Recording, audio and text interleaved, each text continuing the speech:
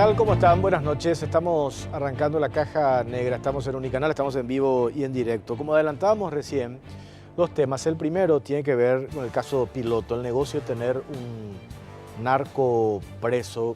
Hablamos de una especie de la gallina de los huevos de oro, sobre todo por todo lo que implica la corrupción en torno que se da en torno a tenerlo a un narcotraficante en una de las cárceles. Si bien se menciona que la agrupación especializada no es una cárcel, porque ahí hay 150 condenados de alta peligrosidad.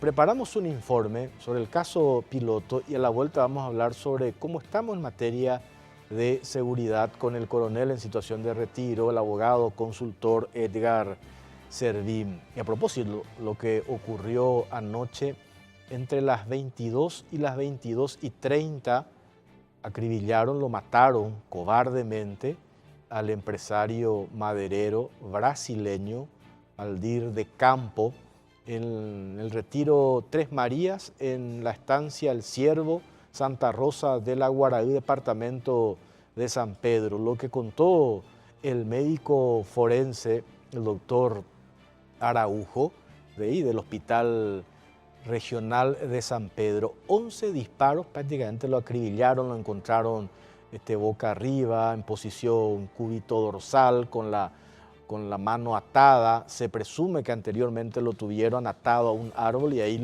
prácticamente lo fusilaron. Se presume que utilizaron escopetas, también revólver calibre 38. Hoy nosotros en Radio 1 hablamos con el gobernador del departamento de San Pedro, Carlos Jiménez, y nos mencionaba que manejaban información de que los integrantes del autodenominado Ejército del Pueblo Paraguayo, el EPP, iba a ser de las suyas, iba a actuar antes de fin de año. Evidentemente lo hizo anoche, asesinando cobardemente a un empresario brasileño. De eso también vamos a hablar con el coronel en situación de retiro y el consultor experto en materia de seguridad, Edgar Servín. Pero a propósito del caso Piloto, la gallina de los huevos de oro, en este informe arrancamos con esto en la caja negra.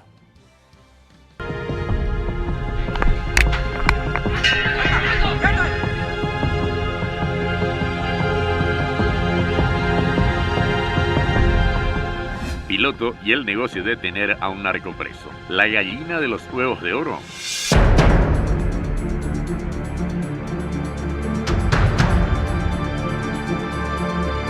El capo narco Marcelo Piñeiro, alias Marcelo Piloto, cometió un crimen en su propia celda ubicada en la agrupación especializada, considerada un penal de máxima seguridad en nuestro país. A continuación, la crónica de un hecho anunciado. A primeras horas de la mañana del sábado, Marcelo Piñeiro estuvo reunido con uno de sus abogados. Posteriormente, siendo las 12:35, una joven identificada como Lidia Mesa Burgos se presentó al puesto de guardia de la agrupación especializada y solicitó ingresar a la celda del narco. La joven, oriunda del departamento de San Pedro, logró ingresar sin el más mínimo inconveniente hasta la celda del narcotraficante Marcelo Piñeiro, uno de los líderes del Comando Vermelho. Luego de que una de las personas que provee los alimentos haya dejado la comida y saliera del lugar, Piloto y Lidia quedaron solos en la segunda celda privada que se encuentra detrás de la oficina de guardia. Era la segunda vez que Lidia visitaba a Piloto en su celda. La primera vez fue el 17 de octubre pasado. De acuerdo al reporte de los policías de guardia, siendo las 13:50, el jefe de cuartel Fernando Velázquez escucha gritar a Piloto. Va a su celda a verificar y encuentra a la visitante tendida en el piso, ensangrentada y con un cuchillo incrustado en la garganta. Inmediatamente la mujer fue auxiliada hasta el hospital de Barrio Obrero, donde a las 14:30 se confirmó su deceso. La mujer fue brutalmente golpeada contra la pared de la celda para evitar que alertara a los uniformados con gritos. Una vez en el suelo, el jefe del Comando Vermelho remató a la mujer con más de 16 puñaladas. Piloto utilizó un cuchillo de cocina.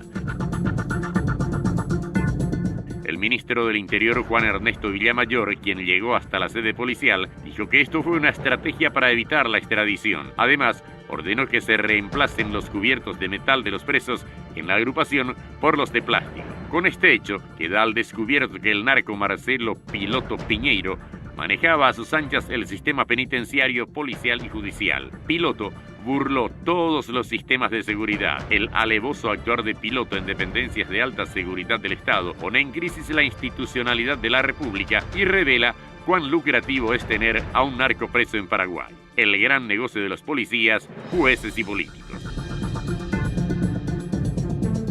La ficha de Piloto. Marcelo Piloto posee una extensa ficha criminal que incluye crímenes de homicidio, tráfico de drogas, armas, asociación criminal, latrocinio y robos. Estaba escondido hace años en Paraguay, desde donde enviaba armas, drogas y munición para abastecer a las favelas dominadas por la mayor facción criminal de Río de Janeiro, el Comando Vermelho. Según la policía, Piloto dirigía el tráfico de drogas en las comunidades de Mandela 1, 2 y 3 en el conjunto de favelas de Manguinhos. En total, ya tiene más de 25 años de pena a cumplir. Fue arrestado en diciembre de 2017 en Paraguay como resultado de un trabajo conjunto entre agentes federales, la policía paraguaya y la DEA. En nuestro país, Piloto soportaba procesos por producción de documentos no auténticos y violación de la ley de armas.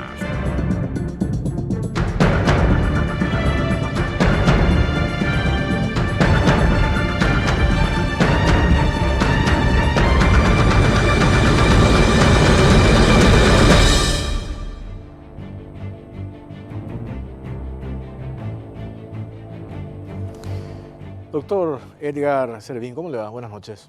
Jorge, buenas noches, gracias por la invitación una vez más.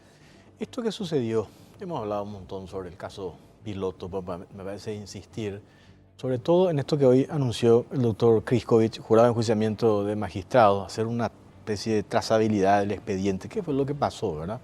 Se menciona, hay un actuario judicial que ya fue suspendido por la Corte Suprema de Justicia. Me parece que ese es hay otras responsabilidades en esta historia, no solamente un actuario. Tirarle todo el fardo a un actuario judicial me parece un despropósito, ahora hay otras responsabilidades. Pero independientemente a esto, ¿es un negocio hoy en nuestro país mantener a delincuentes de la talla de Marcelo Piloto y otros, el que se fue no hace mucho, el caso Jarvis? ¿Qué decía al respecto? Bueno, yo voy a hacer un análisis estrictamente desde la perspectiva política estratégica, sí, si me parece, que es el claro, ámbito donde me siento mucho más cómodo, ¿verdad? Yo entiendo que nuestras autoridades entienden o perciben ya la magnitud del problema. Lo que no logramos instalar como Estado, como sociedad, es el proceso para la resolución del problema, ¿sí? Un proceso que pueda darnos a nosotros una sociedad un poco más segura, básicamente tiene dos elementos constitutivos que son muy importantes. En segundo lugar está, digamos, la agenda. Y después voy a desarrollar un poquitito eso, porque me parece importante que hacer una suerte de hilo histórico. Sí. Y en primer lugar está la articulación. Para que una fuerza de seguridad, del índole que sea hoy, sobre todo en estos conflictos asimétricos, sicariato, conflictos internos, narcotráfico, para que una fuerza de seguridad sea eficaz, tiene que estar articulado por un órgano político que lo haga eficaz. Un órgano administrativo es eficaz en la medida en que tenga una lucida gestión política, ¿sí? El gran jugador en todo este tablero, en todo este complejo sistema de ajedrez, de acuerdo a los nuevos conflictos que estamos teniendo, es el Viceministerio de Seguridad Interna. Yo hago hincapié en eso. Ese es tu jugador clave, el que te soluciona el problema, el que te da un escenario prospectivo, el que te dice qué es lo que va a pasar, el que le alimenta al código, la FTC, el que le alimenta a la Policía Nacional, el que hace un contacto con la clase dirigencial política y el que tiende un puente con la sociedad. Ese es tu gran jugador. Si no funciona el Viceministerio de Seguridad Interna, vos no tenés absolutamente nada que hacer. Así como están estructuradas las normas paraguayas, las Fuerzas Armadas saben perfectamente cuál es su misión y su trabajo, cuál es la tarea que se va a realizar o que se va a ejecutar.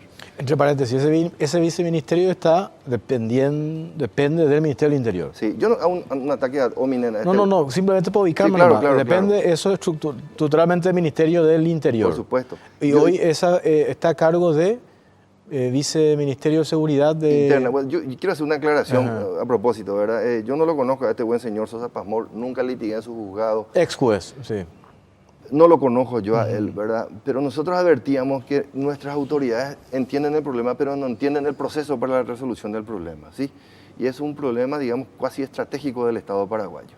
Cuando vos le tenés a un jugador ahí que no está entendiendo lo que está pasando, vas a tener serios problemas, ¿sí?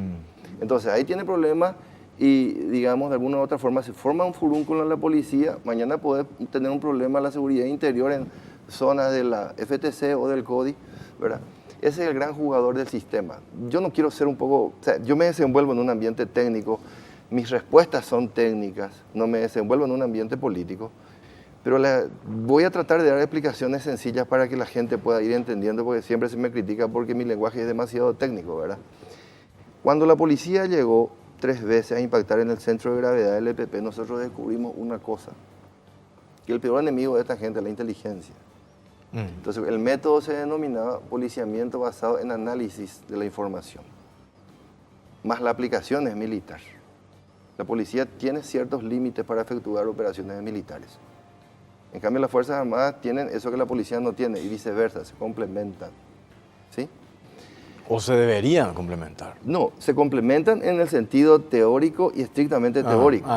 La historia demostró. En la práctica no sabemos. La historia demostró que una sola fuerza o el monopolio de una sola fuerza dentro de un teatro de operaciones generalmente victimiza a la población. Y nunca dije esto, por primera vez lo voy a decir en público, ¿verdad? Están obligadas a trabajar conjuntamente, es un maridaje obligatorio y casi eterno, porque ambas de alguna u otra forma se complementan. Yo creo que en un momento determinado, con una buena elaboración de políticas públicas de seguridad, el escenario y los objetivos, los resultados van a ser mucho más satisfactorios. Si hacemos una línea histórica entre la gestión del gobierno del presidente Lugo y el presidente Franco, vamos a encontrar que 3 veces se llegó al centro de gravedad de la crisis, ¿sí? Durante el gobierno del presidente Cartes se tuvo el coraje y la decisión política de emplear las Fuerzas Armadas. Los teóricos, los analistas, los politólogos generalmente tenemos buenas ideas, pero si esas buenas ideas no van acompañadas de la fuerza de la expresión política, caen en saco roto. El gran desafío del presidente Abdo Benítez va a ser articular eso y agendar sus prioridades. ¿Cuáles son las prioridades del presidente Abdo Benítez en materia de seguridad? 2 cosas, la articulación y la agenda. Nosotros dentro de 5 años recién vamos a estar hablando si es que no vienen otros actores políticos que nos reemplacen, digamos, por una cuestión natural de la vida. Vamos a estar hablando de los objetivos alcanzados o no logrados del presidente Abdo Benítez. ¿Sí? Pero eso que desarrollas, decía en 5 años recién vamos a ver, pero hoy necesitamos, o se vislumbra, no sé cómo decir, una hoja de ruta en relación a eso, o estamos así, como yo decía el otro día, es una percepción mía, a lo mejor estoy totalmente equivocado y vos, doctor, que sos un especialista, tenés otra lectura. Me parece que estamos a la deriva en materia de seguridad hoy. ¿Vos te acordás lo que dijo Juan Ernesto Villamayor cuando se juega por Sosa Pasmor? Una de sus declaraciones, porque empezábamos a notar de que percibía el problema, pero no percibía el proceso de la resolución del problema, ¿verdad?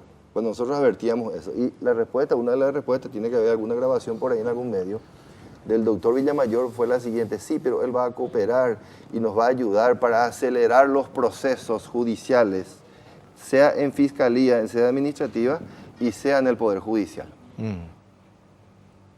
Lo pasado con el señor Piloto me lleva a la siguiente reflexión. ¿Y después?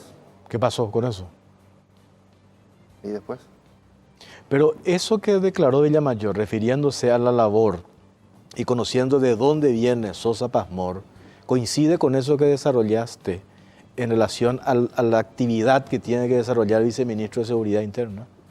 O mencionás esto forma parte yo creo que el ministro del Interior tiene que explicar eso. Él se jugó por el doctor Sosa Pasmor porque iba a producir un resultado determinado, ¿sí? Acelerar los procesos, etcétera, etcétera. La autoridad administrativa, ¿qué es lo que hace? Previene el escenario prospectivo, lo que va a venir. Le protege al presidente de la República y a la ciudadanía, ¿sí? Por eso que insistíamos ahora se está investigando, porque lo que ayer pasó me pareció una tomadura de pelo. A las 6:30 de la mañana, antes ya el presidente Abdo Benítez decide la expulsión de Piloto. A las 4 de la mañana lo sacaron de la agrupación especial. ¿Cómo se llama eso en términos tácticos estratégicos? ¿Cómo se llama? Intervención en el combate. Cuando un comandante ve que algo no funciona, él personalmente interviene. Claro, intervino allí. Pero coincidentemente ayer la Cámara de Apelaciones se pronuncia y decide confirmar y liberar para la extradición de Piloto. Y ya fue tarde lastimosamente para la víctima. Pero por eso digo, eso se interpreta como una tomadura de pelo. Esto se tuvo que haber evitado. Lo que pasó con Lidia Mesa Burgos, esta joven de 18 años el sábado a mediodía, esto se pudo haber evitado. Totalmente. Si en julio, eso hablaba el doctor Mario Liceche, el de auditoría de la Corte Suprema de Justicia, en julio ya se tenía el expediente cajoneado, alguien no movió eso. Independientemente de que esto después haya recurrido, se haya apelado el 2 de noviembre, etcétera, etcétera. Pero ¿qué pasó? El 30 de octubre decidieron ellos hacer también una auditoría, pero no se movió. Vos me estás dando la razón. Entonces, 100%. Estoy desmenuzando eso que estás diciendo. Y te das cuenta de la importancia del Viceministerio de Seguridad Interna. Te das cuenta de la importancia de ese jugador. O sea, si ese jugador, o sea, independientemente sea o no Sosa Pazmor, si ese jugador funcionaba en ese rol, esto que pasó el sábado se pudo haber evitado. Es un criterio mío. Es más importante muchas veces que el mismísimo ministro del Interior. Es el primer compañero de trabajo que tiene la policía como institución. Es el segundo civil que está en la línea de mando. Y hay una cuestión inexcusable de jurisdicción y competencia. Es inexcusable eso. Yo siempre me pregunto, pues me gustaría escucharlo al doctor Sosa Pazmor hablar, que hable, que dé la cara, que dé las explicaciones del caso. No sé si se animaría a debatir conmigo, pero a mí me gustaría escucharlo sinceramente. ¿Qué piensa? ¿Cuáles son los proyectos que tiene? Una vez creo que Enrique Vargas Peña le dijo, sí, aquí tenemos proyectos, y después. No habla mucho, ¿eh? Yo lo busqué un par de veces en la radio y prácticamente fue imposible dar con él, ¿verdad? No habla mucho. De hecho, lo tenemos a Villamayor hasta el hartazgo, ¿verdad? Con todo respeto lo digo, todos los días dando declaraciones y eso ya inclusive, ya, no digo que cansa, porque al final queremos que nuestras autoridades nos respondan ante las consultas, problemas como el que tuvimos de Piloto, lo que sucedió anoche, el caso reapareció al EPP. Me hace recordar a De Vargas. De Vargas cuando fue ministro del Interior, él de alguna u otra forma daba la cara y hablaba, ¿verdad? Y me recuerdo del doctor De Vargas por lo siguiente. Cuando nosotros salíamos de la función pública y empezaban a moverse las primeras fichas del tablero, yo le dije a alguien, van a repetir el mismo error, vinieron con la receta de Montanaro, solo que este es un ministro liberal y el escenario sociológicamente hablando, ideológicamente hablando, se dinamizó y cambió. La composición de la sociedad paraguaya es muy diferente a la de hace 30 o 40 años atrás, es absolutamente diferente. Los problemas de seguridad son diferentes, ¿verdad?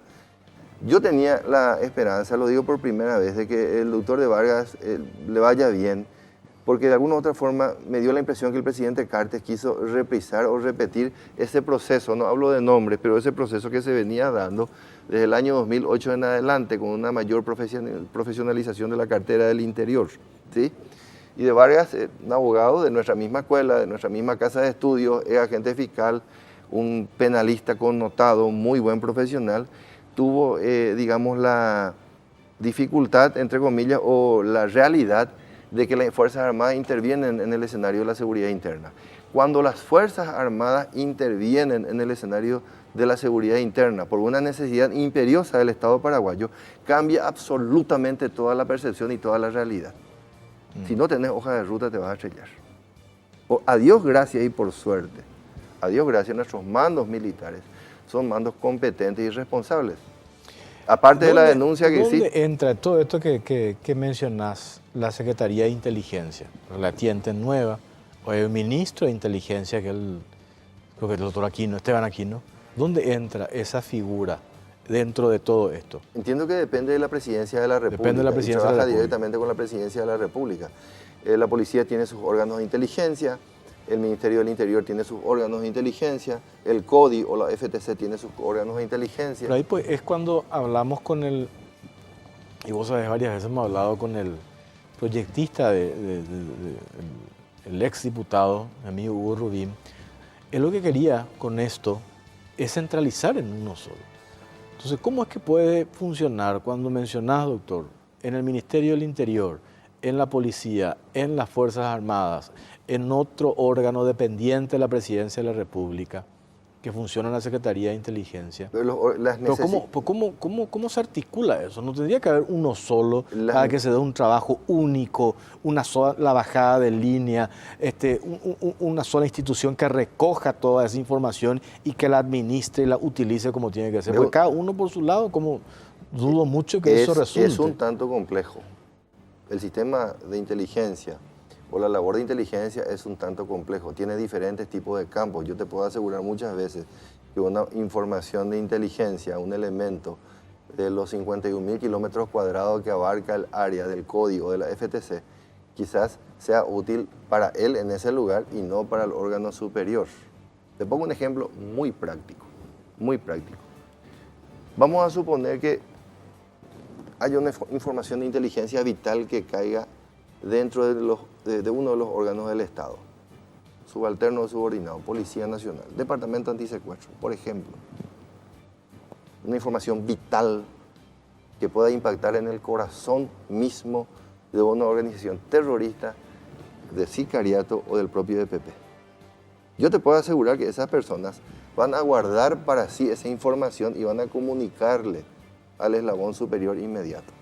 Ese eslabón nuevamente comunica a su superior político, y si el superior político es decidido y sabe lo que va a hacer, probablemente efectúe una operación de interdicción de inteligencia y vaya por el objetivo, dentro del área de responsabilidad de la propia FTC. ¿Sí? Así funciona más o menos la cuestión, por aro o por anillos. Hay un proyecto muy interesante, hablando del trabajo de Rubín, de un compañero analista que tiene el método para sistematizar toda esa información y producir un resultado en un plazo de tiempo bien definido, ¿sí? Pero como te digo, muchas veces los analistas, los politólogos, los sociólogos, los consultores, tenemos una idea, pero si no tenemos fuerza política, esa idea no va a prosperar. Eso es categórico. ¿Qué nos legitima, la conquista del objetivo? El resultado. Tenemos que hacer una pausa. A la vuelta seguimos hablando con el coronel en situación de retiro, el abogado consultor Edgar Servín, sobre el tema de la seguridad, y quiero hablar también de esto que nos mencionaba hoy el gobernador de San Pedro. Nosotros manejamos información de que el EPP antes de fin de año iba a aparecer. De hecho lo hizo anoche y de la manera que ya sabemos. A la vuelta a la pausa ya venimos.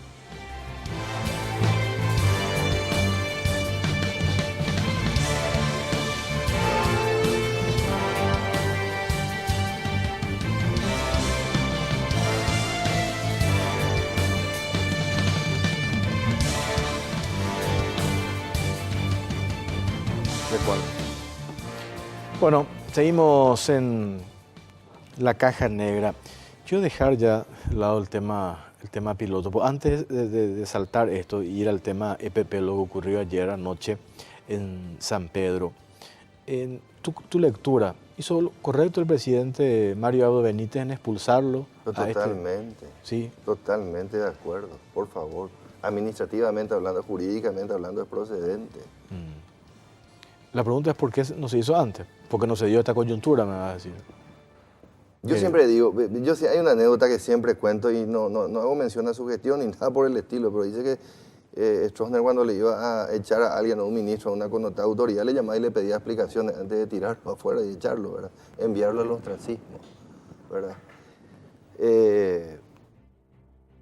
Yo siempre digo, Jorge, que uno es militar, digamos, no porque usa un uniforme, porque está en su naturaleza, está en su esencia. Y una característica innegable del poder es el mando. Innegable. El ministro del Interior tiene que tener mando. El viceministro de Seguridad Interna tiene que tener mando. Categóricamente. ¿Eso quiere decir, tiene que imponer autoridad? Por supuesto. El doctor Argaña, por ejemplo, no era militar e imponía una autoridad. Pero la imposición de la autoridad no viene por una cuestión de presilla, de jerarquía o de grado. Es porque vos sabés lo que tenés que hacer en un momento determinado. ¿Sí? Nosotros muchas veces como sociedad debutamos cuando le damos cargo a personas que no entienden absolutamente la cuestión de mi época. Y con todo respeto lo digo, cuando pasaba ahí y miraba a gente que prestaba el servicio en esa cartera de Estado, el Interior, ¿verdad? Que fue mi última conscripción pública. Yo me preguntaba y decía, pero este chico, esta persona, este joven, ¿entiende dónde está? sabe lo que está haciendo. Yo creo que de alguna u otra forma hay que hacer una suerte de retroalimentación para explicarle al funcionario cuál es la función del Ministerio de Defensa o del Ministerio del Interior. Creo que en Defensa están haciendo eso ahora. Y me parece muy interesante, porque hay gente muy valiosa que puede aportar, pero hay que transformar ese recurso, ese talento humano. ¿Cómo se entiende cuando decimos, permanentemente repetimos, que la estrategia de seguridad se centra en la figura del ministro del Interior? Por jurisdicción y competencia, porque está en tu patio interno. Bueno, pero a la vez, a eso le agregamos, es el ministro político. Sí. Entonces, o definimos uno o lo otro, o político, concentrado en hacer vocería política, en dar la cara, en responder todas las cuestiones, como de hecho hoy está sucediendo. Pues si se concentra en eso, ¿en qué momento hace lo otro? Que es la esencia del cargo que está ostentando. Tiene que ver con el tema de definir la estrategia de seguridad. Años atrás nosotros estudiamos este fenómeno cuando se venían todos estos problemas, ¿verdad? Resulta que estuvimos bajo el paraguas de la doctrina de la seguridad nacional hasta el 9 de noviembre del 89, cuando cae el muro de Berlín. Paradójicamente, ese año se hace el consenso de Washington, donde de alguna u otra forma Estados Unidos quita su paraguas y le dice a los estados latinoamericanos: señores, nosotros hasta acá llegamos, ¿sí? Ustedes pueden desarrollar de ahora en adelante políticas públicas en seguridad. Por ejemplo, lo que pasa ahora en Paraguay es un proceso que se denomina proceso de hibridación. Varias instituciones, varias agencias, varias reparticiones del Estado intervienen para subsanar un problema que es claramente problemático, ¿sí? Varias agencias: salud, educación, seguridad, Fuerzas Armadas, INDER, etcétera, etcétera, ¿sí? Todo eso tiene que venir bajo políticas públicas en seguridad, políticas públicas en salud, etcétera, etcétera. Yo siempre digo, y es el ejemplo que solemos aplicar para cuestiones de este tipo, como es medio complicado y medio difícil elaborar un programa en base a políticas públicas, pues es muy complejo, cuesta dinero, y los expertos que van a hacer ese trabajo cuestan mucho dinero. Sería repetir un poco el ejemplo que a nosotros nos llevó a realizar una gestión cuanto menos, no digo eficaz, pero sí cuanto menos práctica, ¿no? Tienen que haber o tienen que existir expertos que puedan asesorarle al ministro en determinado tipo de áreas o problemas. Simplifica mucho eso la cuestión. Tener gente de valía, gente formada, gente preparada, simplifica muchísimo la cuestión. Eso sí, es un trabajo a puro pulmón porque el presupuesto de las carteras de Estado no es suficiente.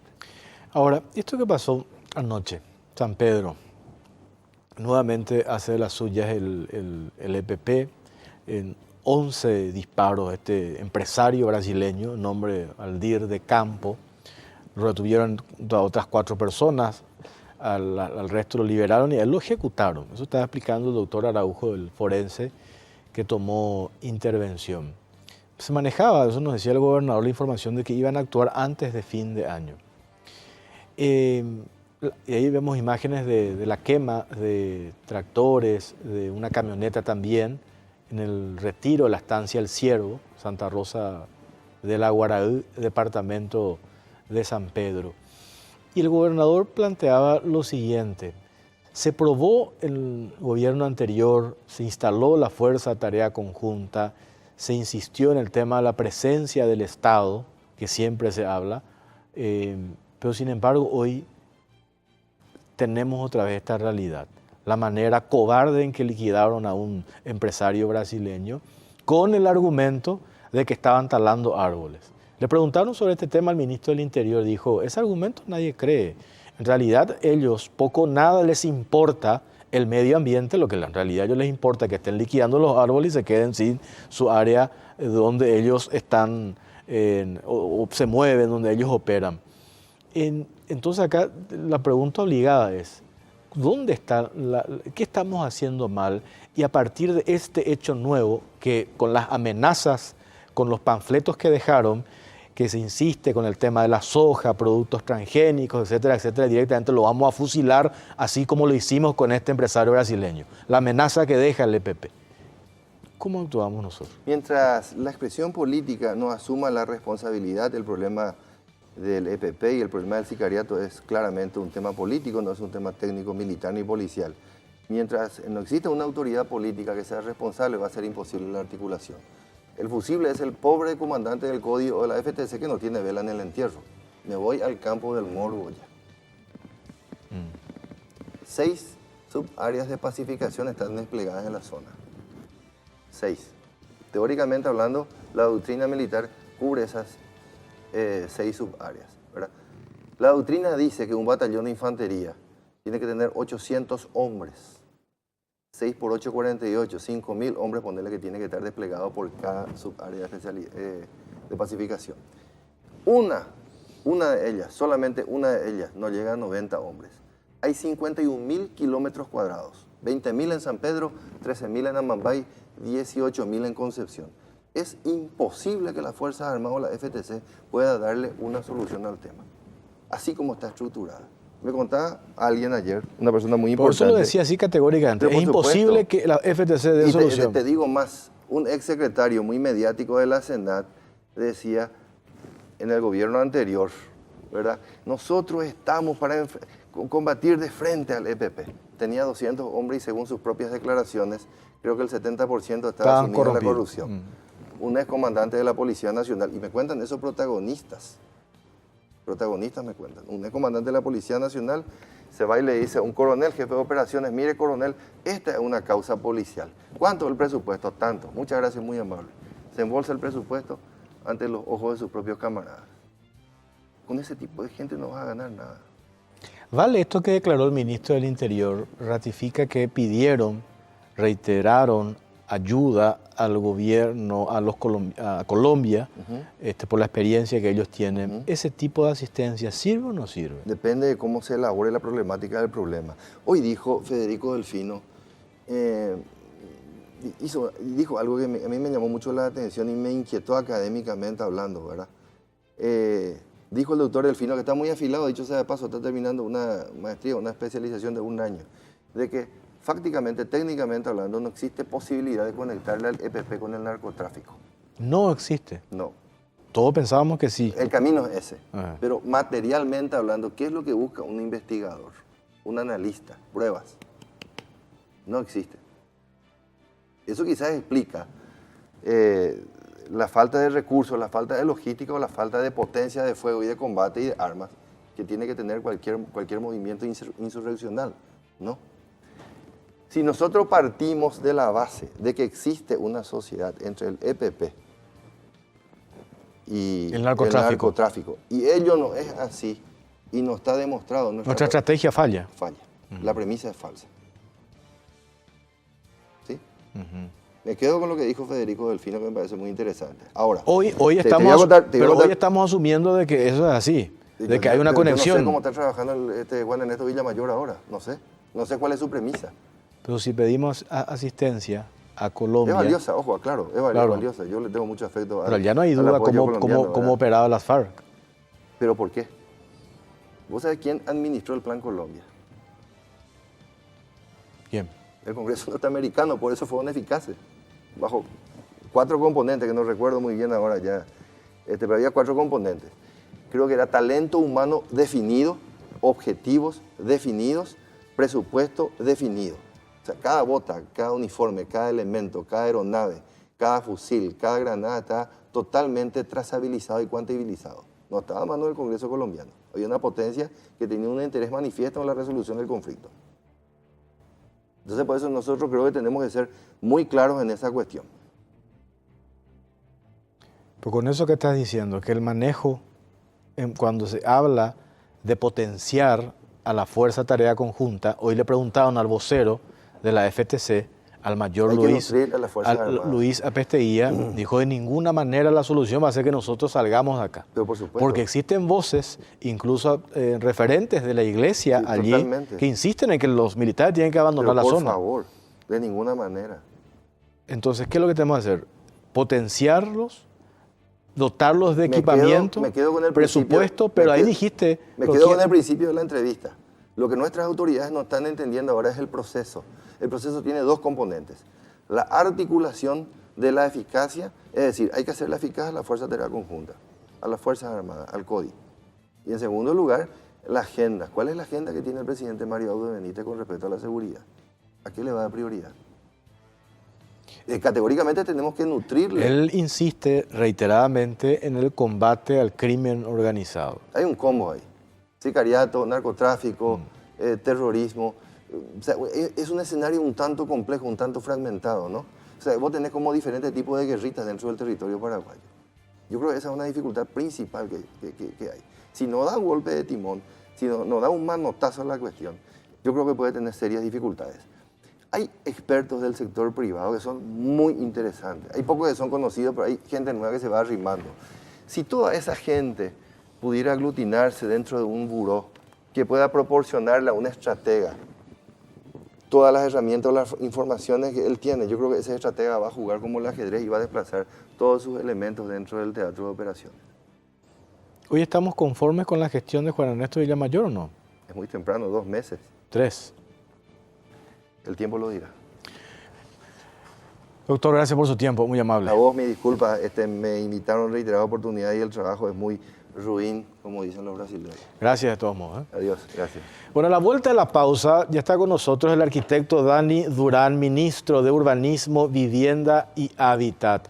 Nosotros estuvimos, un equipo de la Caja Negra, hablamos con los que están en el barrio San Francisco. Ellos hacen una denuncia puntual, hablan de inseguridad y abandono. Le vamos a preguntar al ministro qué respuesta tiene la institución a su cargo en relación a ese tema y también el Ministerio de Urbanismo, Vivienda y Hábitat tiene proyectos de construcción de viviendas sociales en los Bañados Norte y Bañado Sur. ¿Cómo avanzan esos proyectos? A la vuelta de la pausa ya venimos.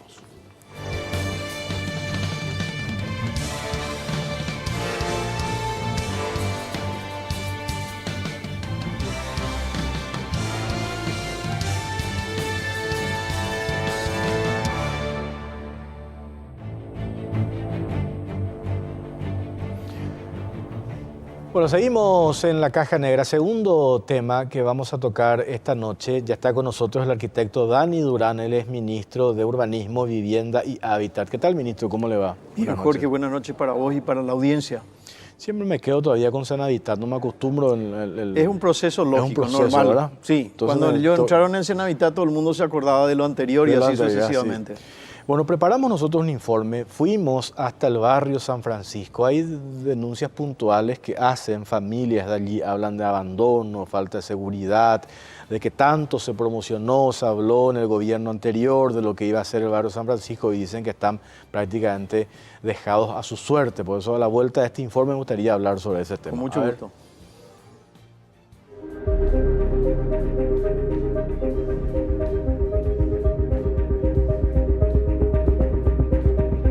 Barrio San Francisco, sumido en la inseguridad y el abandono. El barrio San Francisco, el emblemático proyecto convertido en realidad por las autoridades del gobierno anterior, está sumido en el absoluto abandono. Un equipo de la Caja Negra recorrió el lugar para constatar las denuncias realizadas por los pobladores. La inseguridad reina en el barrio. Hay solo 3 policías para custodiar a las 100 familias que habitan el lugar. En el centro de salud hay un solo médico que asiste al lugar 3 veces por semana y en horario de oficina hasta las 3 de la tarde. El proyecto inicial incluía la construcción de una planta industrial que serviría de fuente de trabajo para los pobladores. Esta obra se encuentra actualmente paralizada. Los vecinos denuncian que fueron prácticamente abandonados a su suerte. La mesa interinstitucional creada para responder a sus necesidades está desactivada. Ningún representante del nuevo gobierno se acercó para darle continuidad a los proyectos que quedaron pendientes. El barrio luce un aspecto deplorable. Se respira un olor nauseabundo. Crecen los yuyales. La recolección de basura sufre constantes retrasos, los proveedores de crack están al acecho y corre droga en la escuela del barrio. Los vecinos claman a las nuevas autoridades no dejarlos abandonados. Temen volver a vivir, como en Los Bañados, en tierra de nadie.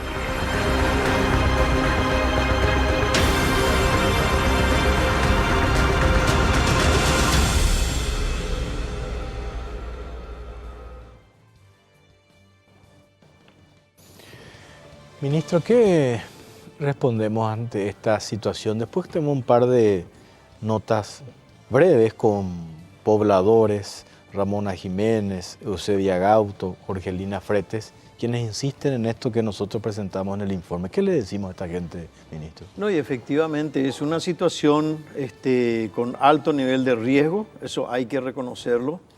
Hoy estamos preparando ya una mesa interinstitucional, pero quiero ir en una página antes. Sí. Eso que se hizo en el barrio de San Francisco es lo que no se hace. Nosotros primero tenemos que dotar a la gente del trabajo, que es lo fundamental, y después crear la parte urbanística.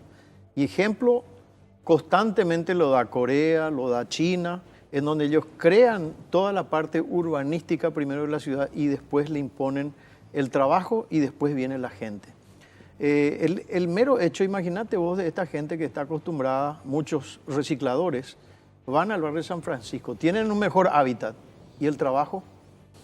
Hoy día estamos trabajando en una mesa conformada por el Ministerio de Industria y Comercio, el Ministerio de la Vivienda, el Ministerio de Trabajo, el Ministerio de Salud y sobre todo, fundamental acá, el Ministerio de Desarrollo Social. Hoy día ya estamos a la firma del convenio en donde el Ejército paraguayo, el Ministerio de Defensa, va a transferir el predio al actual ministerio para que nosotros podamos ir viendo y adjudicando ya a cada una de las personas. Inclusive hay conflictos entre ellos en donde hay gente que entra en uno de los departamentos diciendo que le pertenece. Ya se ha terminado el censo y eso es lo que se va a respetar. Pero es acá donde tiene que entrar el Ministerio de Desarrollo Social a cuidar, porque este es todo un trabajo, hasta te diría social, psicológico y de acompañamiento a la gente. Claro, no es dejarlos nomás allí, ¿verdad? No, absolutamente, debo de reconocer, estamos preparando esa mesa y cada uno tiene que cumplir su rol. Voy acá a tener el camarógrafo que dirige la cámara, tener el sonidista que te pone el micrófono, tener el switcher que te aprieta el botón, etc. Allá no. Hoy día está a cargo de lo que era la Cenavita, hoy actualmente el ministerio, pero nosotros estamos queriendo pasarle la posta al que tiene que hacer el continuismo de esto, que es el Ministerio de Desarrollo Social. O sea, ustedes ya no tendrían responsabilidad en lo que pasa allí. Nuestro Ministerio de la Vivienda está. Ministerio de Desarrollo Social es el que acompaña en todos los procesos y tiene los técnicos adecuados para este acompañamiento. Debo decirlo, hay mucha gente que ha pasado, y lo digo con respeto, ¿verdad? Que es lógico, siempre aspiramos a una mejor calidad de vida, pero ha pasado de la letrina al baño moderno. Hay que enseñar hasta usarles cómo congeniar con eso, hay que hacer las reuniones de grupos, pero yo creo que no todo está mal, yo creo que hay un gran y alto porcentaje de gente que valora lo que se ha hecho, tratan de salir adelante y yo creo que ese es un proceso normal que tenemos que aprender. Tenemos que aprender porque estamos preparando otros proyectos sociales más ambiciosos de 3.000 viviendas, vos ya lo dijiste bien, tanto Costanera Norte como Sur, y tenemos que aprender porque siempre es una experiencia todos estos tipos de cambios.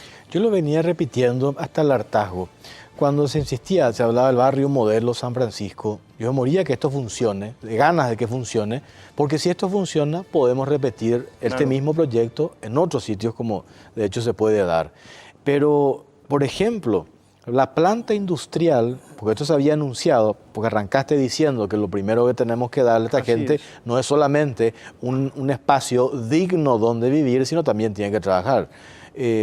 ¿Qué pasó del proyecto? Eso ya no está tampoco en manos del ministerio a tu cargo, lo de la planta industrial, ese proyecto que está paralizado según los pobladores. Ya no compete. Yo recalco y doy muy bien la cara. Esto es un ministerio de vivienda. De hecho, la parte urbanística es lo que podemos desarrollar, pero la parte de contención social lo tiene que hacer obviamente el Ministerio de Desarrollo Social y la parte de crear una industria o una maquila ahí cerca.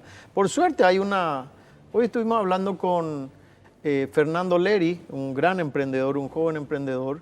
Va a haber un sanatorio de alta gama en esa zona. Sí. Y estamos hasta, te diría, entrando en una suerte de convenio en donde vamos a trabajar nosotros para brindarles la posibilidad de que compren algunas viviendas con algunas ventajas a algunos de los trabajadores y ellos van a generar puestos de trabajo allí en la zona, justamente para la gente del barrio. Pero eso venimos haciendo a contramano, eso hay que hacerlo primero. Primero tenemos que brindarle el trabajo porque es lo que le da la seguridad que la gente se afinque. Y te voy a dar otro ejemplo. Hace poco estuvimos inaugurando unas viviendas o dando los primeros subsidios para unas viviendas en Yaguarón. Nos enteramos que dentro de 2 años se va a instalar una fábrica importante en la zona de Yaguarón. E inmediatamente yo hablé con el intendente ahí y le dije, por favor, avíseme con tiempo. Entonces nosotros hacemos ya las viviendas para cuando esté inaugurada la fábrica, nosotros podamos darle también la posibilidad que tengan una buena vivienda a los trabajadores. En paralelo. En paralelo se trabaja. Yo creo que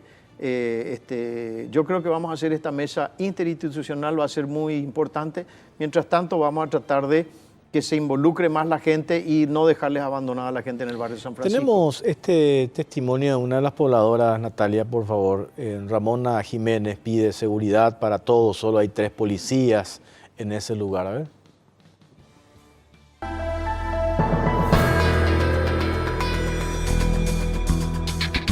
Bien, de mi parte todo bien, pero hay mucha pelea, inseguridad es lo que acá es. Hay una comisaría, justamente hay una comisaría excelentes los personales, pero son pocos, son muy pocos. Ellos anteriormente estaban como 4 o 6, pero ahora ya no, ahora solamente están 2.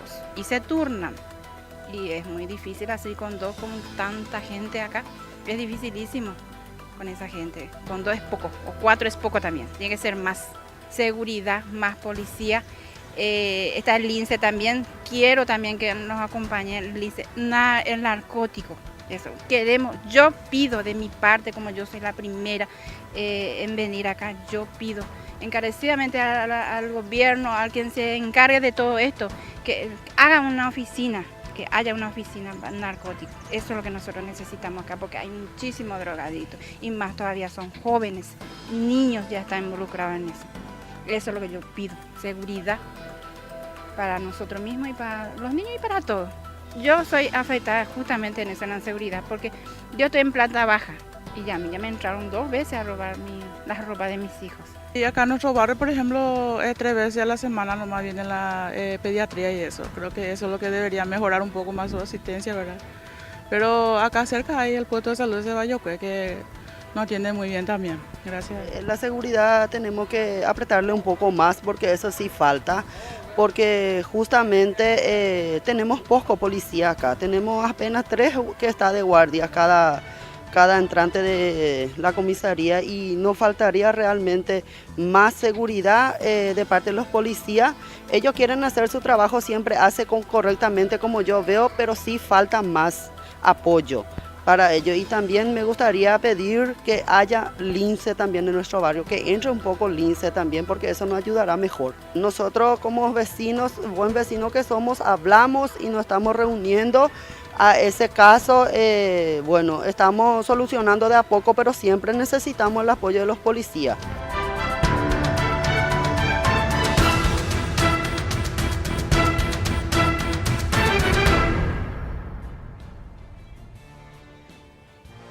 A juzgar por estos testimonios de estas mujeres, ministro, todo indica que efectivamente son varias las instituciones que tienen que tomar intervención, desde Secretaría de la Niñez, la SENAT, Ministerio del Interior, la Secretaría de Acción Social, Seguridad Social. Por eso creo que hablabas de la necesidad de armar una mesa interinstitucional para hacer frente a esto. Pero la base de todo, yo te voy a comentar, es el tema de la parte de educación cívica que nosotros tenemos que aprender a convivir. Por supuesto que toda la generación de barrios genera siempre una disputa. Hay gente que se pelea, como bien lo decía la señora, de un departamento a otro. Hay algunos rateritos que vienen y roban la ropa de otro. Eso ya son la convivencia propia de lo que es el propio barrio, ¿verdad? Pero el Ministerio de Desarrollo Social tiene que entrar fuertemente ahí. Es muy triste que un pobre, muy pobre, le robe a otro muy pobre. O sea, realmente es triste, pero es la realidad. Ahora, ¿cuánto personal tenemos que destinar a atender un barrio que hoy día está conformado ya? Yo creo que mucho de eso va a paliar el día que exista realmente el trabajo. El trabajo, y tenemos que ser un poco más serios en ver a quiénes damos el derecho de que tenga una vivienda supuestamente para convivir en un mejor estándar de vida y también una buena convivencia. A mí me tocó, Jorge, y lo digo con humildad, vivir en una época en el barrio San Antonio, donde están los famosos monoblocks. También eran 240 familias metidas en 2 hectáreas. No habían este tipo de cosas. Convivíamos permanentemente jugando fútbol ahí en la arena, nos conocíamos entre todos, pero era el nivel de trabajo que hay que hacerlo. Entonces, yo creo que enseña la experiencia que este tipo de cosas, primero hay que hacer un gran trabajo social y posteriormente darles la vivienda y el trabajo enseguida. Partiendo de esta experiencia, Barrio San Francisco, los proyectos que sé que están encarando, que vi que anunciaron, que creo que ya tienen financiación, etcétera, etcétera, ¿cómo van a mirar la experiencia de acá? ¿Vas a aplicar todo, supongo, claro, todo esto que estás claro, diciendo? ¿Qué es lo que se viene? Por eso nosotros hemos diseñado 3.000 viviendas en la Costanera Norte. Estamos trabajando con la municipalidad con muy buena predisposición, tanto de los concejales como del intendente, con quien estuve esta noche, entre paréntesis, hablando de ese tema, de ceder 60 hectáreas. Nosotros no tenemos que ir creando nichos de 1.000. Nos va a traer este tipo de problemas, inseguridad, etcétera. Tenemos que ir creando nichos de 200, 250, pequeño parque, una conexión con otra, y ahí es donde entra a desarrollarse la parte urbanística de la ciudad. Nosotros no podemos meter 1.000 personas, todas como tenemos hoy el ejemplo del barrio San Francisco, en donde van a aparecer, yo creo que no en el porcentaje que de repente uno percepciona, ¿verdad? Pero bueno, imagínate que ahí están viviendo 5.000 personas, no todos van a ser santos, no todos van a andar por el buen camino, etcétera, ¿verdad? Siempre vamos a tener algún tipo de problema en el tema de seguridad, en el tema de narcotráfico, etcétera. Pero yo creo que la gran mayoría de la gente es la que tiene que ganarle a esa minoría que trabaja mal. Por eso te vuelvo a recalcar, insisto, está más que demostrado que los acompañamientos de grupos sociales a esta contención son más que importantes. En base a eso, creo yo de que tanto en la Costanera Norte como en Sur vamos a tratar de que tengan el trabajo adecuado cerca y crear pequeños nichos que no vayan sumando estas 1.000 personas, que obviamente siempre van a haber. Es como irte a la cancha. Cuando vos te vas a la cancha tenés más posibilidades de que haya una patota, gente que crea inseguridad, etcétera. Por eso tenemos que ir formando estos grupos y no crear, porque si no se van a convertir en favela, que es lo que hay que cuidar. ¿Cómo hacemos para que, porque se habla de esto, de reducir al asistencialismo, en el sentido de que vemos que están en una situación de vulnerabilidad estas familias, sabemos cómo viven, le damos la casa digna, pero ¿cómo se construye el capital social que se le llama de valorar lo que tienen, en no echar a perder? Porque eso también implica un trabajo que creo que lo tenés claro en el sentido de los proyectos que se vienen. Por ejemplo, ahora en el Bañado Norte, Bañado Sur.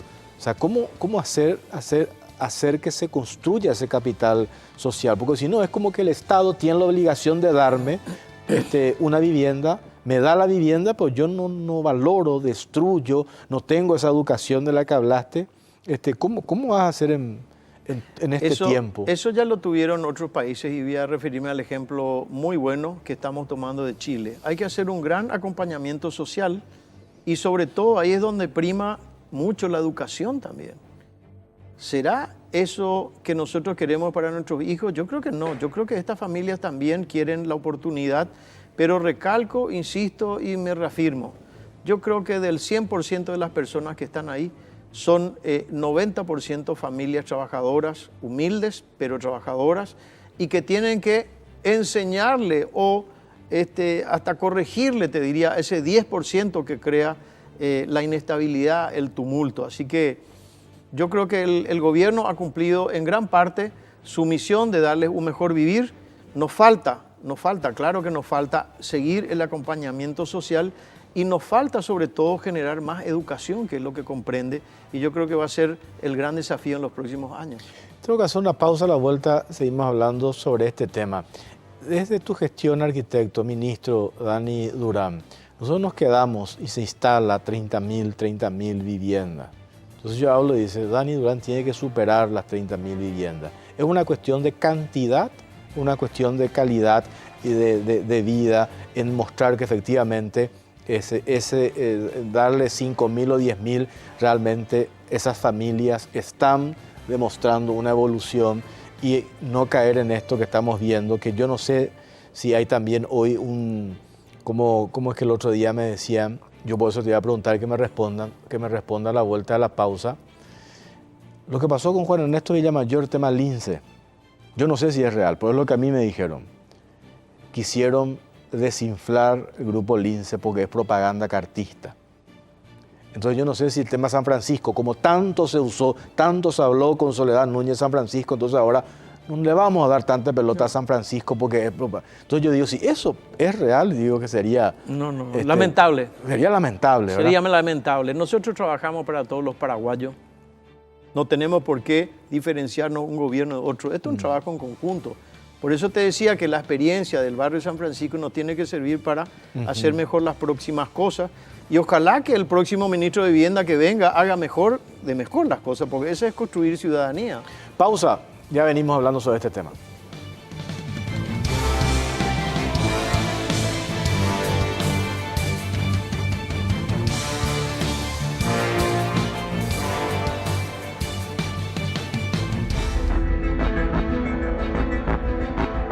Que sí nos prometieron el trabajo, vinieron a hacer la entrevista, nos pidieron todos nuestros datos, pero lo que pasa es que yo doy por hecho que no me van a llamar para ir a sentarme de cajera en el súper. ¿Por qué? Porque yo no terminé mi estudio, ¿verdad? Hice hasta primer año También una cosa personal es que tengo antecedentes, ¿verdad? Entonces yo sé que no me van a llamar, entonces no puedo exigirle mucho tampoco a los que vinieron a prometernos trabajo, pero yo lo que quise organizar para todo eso, porque tenemos esos problemas, es decirle, ¿verdad?, que a aquellas personas que tienen un trabajo para nosotros, que nos ayuden, porque yo personalmente como mamá, yo quiero trabajar, quiero una vida mejor para mi hijo.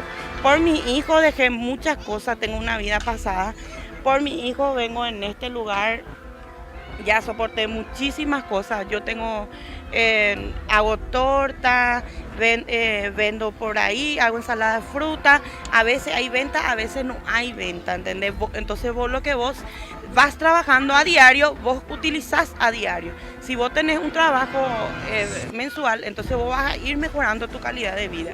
Pero ¿qué pasa? Que yo sé que tengo un antecedente que me está atajando esa oportunidad que yo me quiero dar, ¿verdad? Y que quiero que la gente me dé también. Lo que yo le pido a la comandancia que venga y que mire y que vengan a poner acá cámara para que se vea cómo se están endrogando. Y por causa de lo que se endrogan, chicos de 13, de 15 años se están endrogando. Hasta en la escuela mismo se lleva también. Y voy a admitir, porque así está pasando. Y cosa que yo quiero, una casa humilde, que yo no quiero que mi hijo se endrogue, pero al final de cuentas venimos acá y la misma cosa está pasando, mami.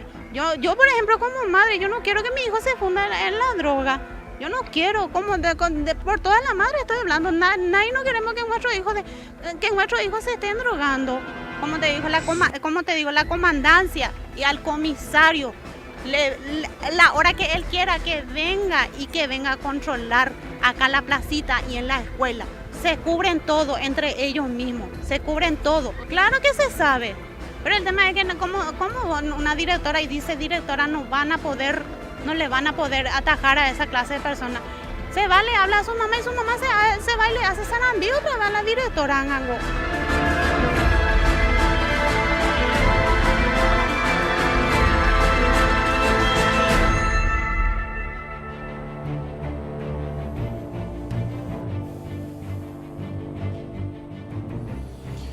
Bueno, ahí está otro testimonio, sí, ministro. Terrible, porque hay que hacer un gran trabajo social, evidentemente, pero insisto, yo creo que acá no hay que dejar que invada los motochorros, los ladrones, los drogadictos.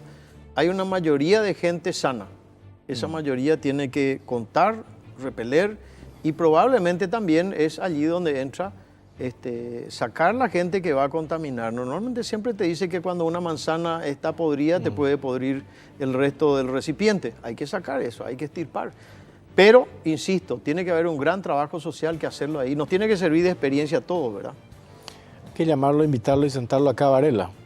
Totalmente. Yo creo que después de esta conversación, mañana yo voy a hablar con él. De hecho, teníamos luego ya una conversación pendiente para esta semana a él. Y hay una cosa que tenemos que entender ya. Ahí también puede entrar ya el Ministerio de Trabajo para capacitar a la gente. Capacitarle. A mí me ha tocado visitar algunos de estos centros en el Brasil. Hasta para las personas mayores tienen, adultas ya, abuelas, tienen programas. ¿Qué hacen allá? Increíblemente hacen sombrero, lo ponen a la venta después. Es decir, lo importante es que esta gente se sienta útil. Ahí he visto el video, hay mucha gente sentada en la silla de cable, mirando y esperando, como si el Estado le tiene que dar todo. 9 de la mañana. Está mal eso. 9 de la mañana. Está mal eso. No hay que esperar que el Estado le dé todo a uno. Hay que acompañar lo que el Estado, en este caso, le puso una vivienda digna. Yo creo que también el Ministerio de Trabajo tiene que ir, y ya está haciendo curso de capacitación, me consta. En el Bañado Sur ya se entró a trabajar. Lo que pasa es que hay una diferencia, y lo voy a decir con mucho respeto. En el Bañado Sur está un padre que vale oro, que es el padre Velasco. Él insiste, él les contiene a la gente, él hace la ayuda espiritual y social que necesitamos. Y eso nos sirve mucho de ejemplo para lo que queremos hacer en el futuro. En el barrio de San Francisco, lo digo con respeto, no conozco una persona que ayude a la contención de eso. Y necesitamos eso. Yo no sé cómo están organizados, ¿verdad? Si hay un líder, hay una asociación, porque así funcionan mejor las cosas, ¿verdad? Inclusive a la hora de hacer los reclamos. Cuando pedís mayor presencia policial, cuando lo hace una familia es diferente que lo haga Claro. el presidente de la comisión de vecinos del barrio San Francisco. Es muy distinto, ¿verdad?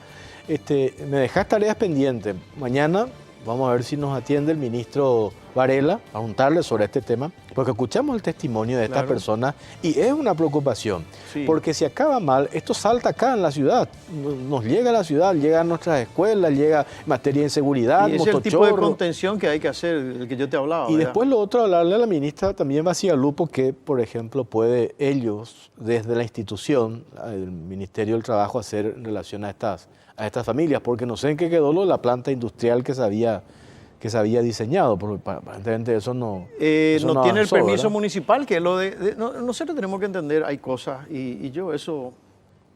la burocracia es terrible en el ambiente, y si vamos a hablar de burocracia, ¿qué es lo que más nos necesita ahora? Probablemente los planos no tenían la parte de incendio, hay que ver, hay que ayudarle, la municipalidad tiene que ayudarle a que esto rápido se haga, se solucione en el tema de los planos y puedan tener un trabajo digno. O sea, acá parece que algunas veces, vos bien lo dijiste, algunos ministerios o no actuamos en concordancia, y este es un problema general para todos, tenemos que ayudarnos todos. Ahora, lo que te preguntaba hace rato, ministro, ¿estás en tu plan, en tu estrategia, metido en la cabeza, tengo que superar 30.000 viviendas, o cómo estás encarando tu gestión al frente del Ministerio de Vivienda? Nosotros trabajamos ya fuertemente desde que me tocó ser legislador. Creamos una ley en el 2016 que es de fomento a la vivienda de la clase media, media-baja.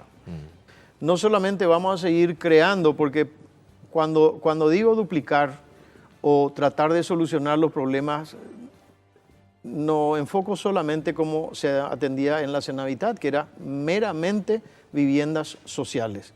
Hoy día, desde el Ministerio, estamos trabajando fuertemente para dar un paso más y duplicar, pero con el sector privado que pueda venir a fomentar la vivienda de la clase media, media-baja. Acá, en este canal, hay mucha gente que gana 3, 4, 5 o 6 millones de guaraníes. Ya son sujetos de un crédito en donde con una ayuda del 20% del Estado pueden comprar una casa de 1 millón, un departamento de 2 millones y algunas otras personas con un mejor nivel, digamos, hasta casas de 3 millones de guaraníes o departamentos. Y te hablo de departamentos en el área metropolitana o inclusive Asunción. Departamentos de $55.000, terminas pagando una cuota de 2 millones, 2 millones 200. Eso estamos cerrando. Entonces, las 22 o 25.000 viviendas sociales que se vienen haciendo en los últimos periodos, va a pasar a ser el doble porque vamos a trabajar muy cercamente con la clase media, media-baja. Va a ser el doble. Yo creo que sí. Acá hay que entender una cosa. Sí, nosotros vamos a hacer el doble porque la gente confunde. No es hacer el gran mapeo del 100% de la necesidad de 1 millón de soluciones habitacionales, no es hacer 1 millón de casas, es hacer 220.000 casas, que es el 22%, es refaccionar, que es la gran mayoría, refaccionar viviendas nuevas en donde de repente vive una familia ya con sus hijos, etcétera, etcétera, etcétera, que es casi el 60% de la torta, y ampliar. Hay familias que tienen 2 dormitorios y hoy día ya tienen 4 o 5 hijos, necesitan un tercer dormitorio. En ese ámbito es donde se habla de una torta de llegar al 100%. Este es un dato, a mí por lo menos me parece importantísimo el que estás dando. Yo incluso asumía que cuando hablamos del déficit habitacional, redondeando números, 1 millón, estamos hablando de necesitamos 1 millón de casas. Entonces yo hacía la relación. Necesitamos cuántos gobiernos, cuántos años para responder la cantidad de casas. Si vamos construyendo o si vamos creciendo, lo que se hizo anteriormente, 30.000, lo que venía en la época de Lugo, creo que no llegó ni a 1.000, no llegamos nunca. Vamos a seguir con el eterno problema del déficit habitacional. Así mismo. Pero estás dando este dato. De este número, 1 millón, 60% ya... No, 22% es casa, vivienda nueva. Vivienda nueva. Eso es la gente, la generación nueva que creció, se quiere casar, quiere trasladarse a su nueva vivienda. El 22%. 22%. El 60%, el gran nicho, está en reformar, mejorar la vivienda la que ya tiene. La que ya tiene. Por ejemplo, te doy uno de los barrios clásicos acá, Barrio Obrero. Barrio Obrero son todas casas que en su momento sirvieron mucho, pero hay que refaccionarlas. Entonces, Sajonia, otro de los barrios. Y estamos trabajando en eso. Estamos trabajando que el gobierno va a ayudarles a las personas en aproximadamente 15 millones de guaraníes en materiales de construcción. Estamos viendo la sinergia que hacer, ¿verdad? 15 millones en materiales de construcción y la persona, la familia, tiene que poner otros 15 millones para pagar la mano de obra.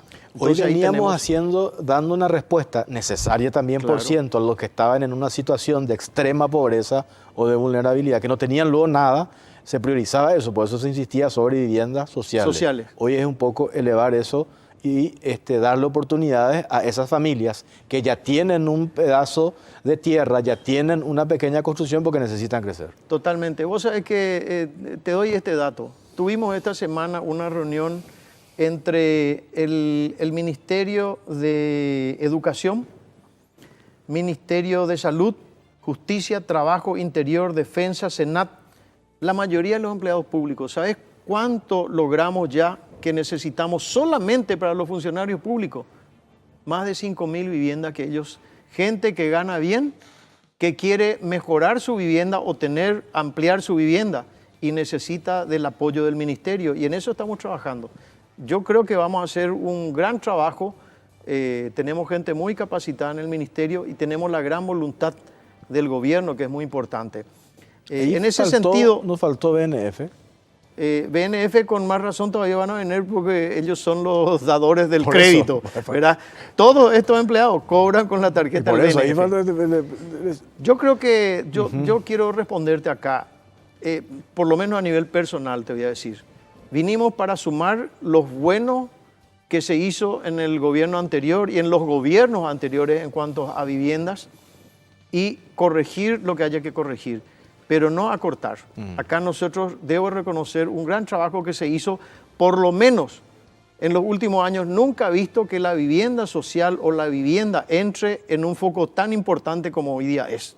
Cuando yo voy a hablar con senadores, diputados, me dicen, ¿cuánto necesita? Y bueno, necesito un poco más de fondos porque es uno de los pocos ministerios que el 13% de nuestro gasto total es gasto rígido. El otro, el gran porcentaje del 87% es para construcción de viviendas.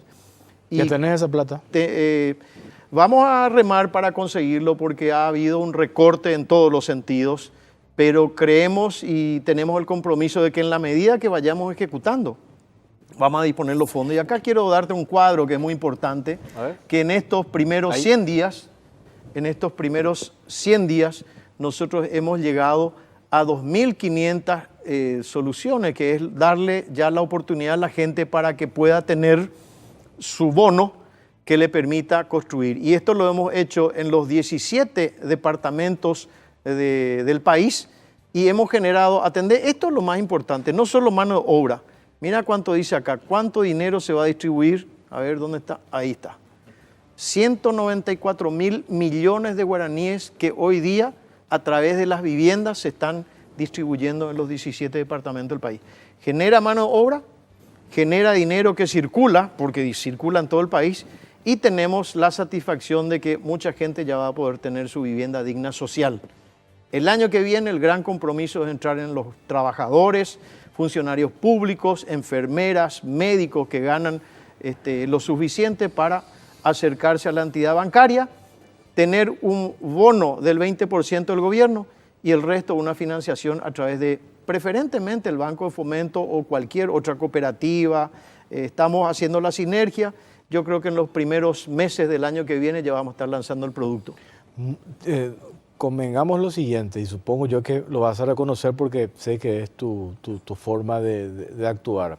Estos números, en gran parte, también tienen que ver porque encontraste una casa ordenada. En tan poco tiempo, de 3 meses, mostraste estos números. Yo el otro día cuando creo que ya mostraste esos números, dije, ¿cómo hizo Dani Durán para en tan poco tiempo, en 3 meses, mostrar esos números? ¿Sabe por qué? Tiene mucho que ver también cómo encontraste la casa. ¿Sabe por qué? Te voy a decir, porque cuando uno viene a vender, esconde debajo de la alfombra todo lo feo, ¿verdad? No vine para eso, pero vine a decirte lo siguiente. ¿Sabes por qué hicimos rápido esto? Porque hay 62.000 solicitudes de vivienda. ¿Sabes cuánto me da el presupuesto de la Nación? 22.000. O sea, cada 3 paraguayos que solicitan una vivienda y que están en situación de pobreza y que necesitan la ayuda, solamente 1 podemos responder. Si me diera más volumen, esto sería fantástico, ¿verdad? Pero bueno, son cosas que sabemos que este es un país que necesita salud, educación, también obviamente viviendas y de todo necesitamos. Pero creo que vamos por buen camino. Yo no me quejo. Voy a solicitar el gran trabajo ahora de la clase media, media baja, que, ¿por qué no decirlo? Acá voy a hacer un censo al salir de acá y estoy seguro que alguno de los camarógrafos me va a parar y me va a decir, como ya me sucedió en otros canales, ¿dónde me puedo anotar? Yo gano lo suficiente con mi señora, tenemos un sueldo de casi 6 millones entre los dos y yo le digo, voy a acceder a un crédito automático de 1.500.000. A la pucha, estoy pagando 800.000 de alquiler y por 1.300.000, 1.500.000. Ya puede tener una casa propia. Ya puede tener la casa propia. Pues sabes que nosotros con la gente del diario Hoy solemos hacer hoy con el tema de la tecnología, los diarios en internet, ya podés controlar la cantidad de visitas que tenés. Instalás una noticia vinculada a opciones habitacionales, préstamos para la primera vivienda, formas de pago, explota esos minutos. Claro. Es impresionante cómo esa es la preocupación de la gente, tener tu vivienda propia, sin ninguna duda. Mira, eso nos cabe a todos. Lo primero que pensamos los padres es en tener una vivienda. Y posteriormente ya queremos una vivienda para cada uno de los hijos. Es normal, esto no va a parar. Y es una actividad de la cual estoy orgulloso de poder generar tanto mano de obra, trabajo y sobre todo, como te había dicho, soluciones habitacionales para las familias paraguayas. Ministro, gracias por su tiempo, muy amable. Gracias a vos por el espacio, Jorge. Gracias por acompañarnos, nos vamos, nos reencontramos el próximo martes si Dios quiere. No se muevan ni canal, viene Oscar Lovera, hace Escena del Crimen. Buenas noches.